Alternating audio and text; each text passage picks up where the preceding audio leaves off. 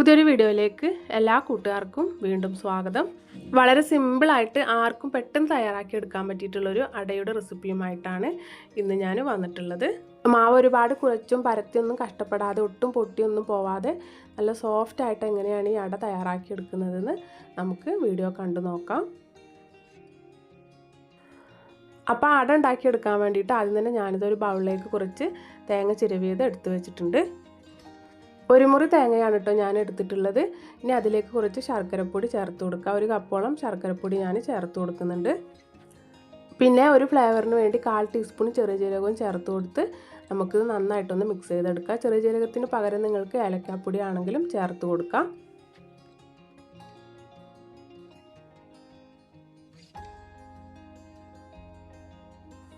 അപ്പോൾ ഇത്രയേ ഉള്ളൂ കേട്ടോ. നമ്മുടെ അടയിലേക്കുള്ള നല്ല സിമ്പിളായിട്ടുള്ള എന്നാൽ ടേസ്റ്റി ആയിട്ടുള്ള ഫില്ലിങ്സ് ഇവിടെ റെഡി ആയിട്ടുണ്ട്.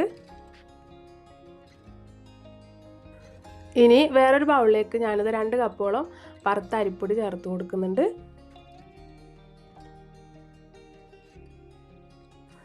ഇതിലേക്ക് ഒരു 1/2 ടീസ്പൂൺ ഉപ്പ് കൂടെ ചേർത്ത് കൊടുത്ത് നമുക്ക് നന്നായിട്ടൊന്ന് മിക്സ് ചെയ്തെടുക്കാം.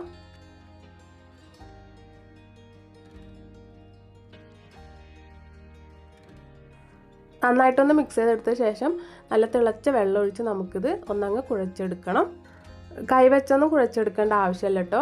ഈ ഒരു തവി വെച്ച് തന്നെ നമുക്ക് നന്നായിട്ടൊന്ന് മിക്സ് ചെയ്തെടുക്കാം. കുറേശ്ശെ വെള്ളം ഒഴിച്ച് കൊടുത്ത് നമുക്കിത് നന്നായിട്ടൊന്ന് മിക്സ് ചെയ്തെടുക്കണം. നമ്മൾ ഇടിയപ്പത്തിനൊക്കെ മാവ് കുഴച്ചെടുക്കില്ലേ, അതിനേക്കാളും കുറച്ചുകൂടെ ലൂസായിട്ടുള്ളൊരു മാവായിട്ടാണ് നമുക്കിത് വേണ്ടത്. നമുക്കിത് വാഴയിലയിൽ വെച്ച് പരത്തിയെടുക്കാനുള്ളതാണ്. അപ്പോൾ കുറച്ചൊരു ലൂസായിട്ടുള്ള മാവായിട്ടാണ് നമുക്കിത് വേണ്ടത്.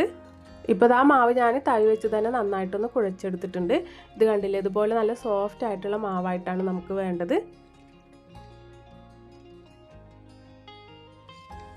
ഇത് കണ്ടില്ലേ, കയ്യിലൊക്കെ കുറച്ച് ഒട്ടിപ്പിടിക്കുന്ന ആ ഒരു പരുവത്തിലാണ് കേട്ടോ മാവുള്ളത്. ഇതുപോലെയാണ് നമുക്ക് മാവ് വേണ്ടത്.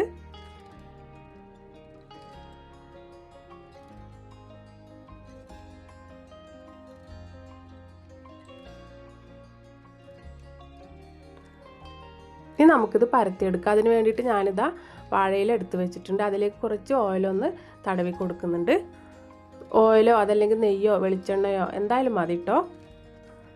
ഇലയുടെ എല്ലാ ഭാഗത്തേക്കൊന്ന് തടവി കൊടുത്ത ശേഷം ഇതിലേക്ക് കുറേശ്ശെ മാവ് വെച്ച് കൊടുത്ത് നമുക്കിതുപോലെ ഒന്ന് പരത്തിയെടുക്കാം. ഒരുപാട് തിന്നായിട്ടും അല്ല, എന്നാൽ അധികം തിക്കും അല്ലാത്തൊരു രീതിയിലൊന്ന് പരത്തിയെടുത്താൽ മതി.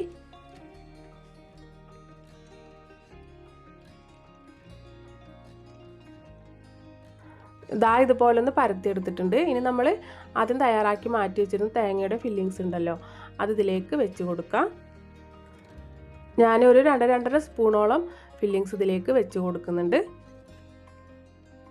ശേഷം ഇതാ ഇതുപോലെ ഒന്നങ്ങ് മടക്കിയെടുത്ത് ഒന്നങ്ങ് പ്രസ് ചെയ്തെടുത്താൽ മതി കേട്ടോ. അപ്പോൾ നമുക്ക് ഒട്ടും മെനക്കേടൊന്നും ഇല്ലാതെ സിമ്പിളായിട്ട് തന്നെ അടയുടെ ആ ഒരു ഷേപ്പ് കിട്ടും. ഇത് കണ്ടില്ല, നല്ല പെർഫെക്റ്റ് ആയിട്ട് തന്നെ നമുക്ക് കിട്ടിയിട്ടുണ്ട്. ഒട്ടും പൊട്ടിയൊന്നും പോവില്ല. നല്ല സോഫ്റ്റാണ് കേട്ടോ ഈ ഒരു അട.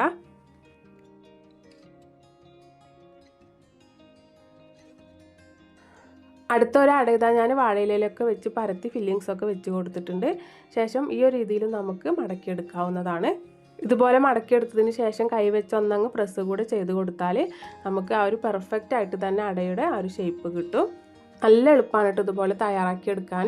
എത്ര അട വേണമെങ്കിലും നമുക്ക് ഈ ഒരു രീതിയിൽ തയ്യാറാക്കിയെടുക്കാൻ പറ്റും. അങ്ങനത്തെ ആ വാഴയിലയിൽ വെച്ച് മടക്കിയെടുത്ത ഓരോ അടയും ഞാൻ ഇഡ്ഡലി ചെമ്പിലേക്ക് വെച്ച് കൊടുക്കുന്നുണ്ട്. നമുക്കിതൊന്ന് ആവി കയറ്റി എടുക്കണം. ഒരു 3-4 മിനിറ്റ് ഒന്ന് ആവി കയറ്റി എടുത്താൽ മതി. അപ്പോഴത്തേക്കും നമ്മുടെ അട വെന്ത് കിട്ടും.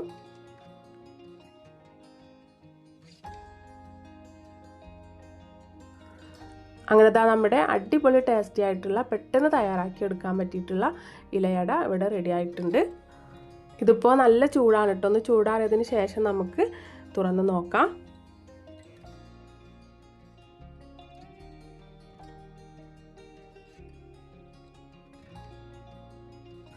ഇപ്പോൾ നമ്മുടെ അടയൊക്കെ ഒന്ന് ചൂടാറി വന്നിട്ടുണ്ട്. ഇത് കണ്ടില്ലേ, നല്ല പെർഫെക്റ്റ് ആയിട്ട് തന്നെ നമുക്ക് അട കിട്ടിയിട്ടുണ്ട്. നല്ല സോഫ്റ്റാണ് കേട്ടോ ഈ ഒരു അട കഴിക്കാൻ. അതുപോലെ തന്നെ നല്ല ടേസ്റ്റിയുമാണ്. അപ്പം ഇതുപോലൊന്നും എല്ലാവരും തയ്യാറാക്കി നോക്കണം കേട്ടോ. എളുപ്പത്തിൽ നമുക്ക് ആർക്ക് വേണമെങ്കിലും ഉണ്ടാക്കിയെടുക്കാൻ പറ്റും. പുതിയതായിട്ടൊക്കെ ഉണ്ടാക്കിയെടുക്കുന്ന ആൾക്കാർക്ക് പോലും നല്ല എളുപ്പത്തിൽ ഉണ്ടാക്കിയെടുക്കാൻ പറ്റിയിട്ടുള്ളൊരു അടയുടെ റെസിപ്പിയാണ് കേട്ടോ ഇത്.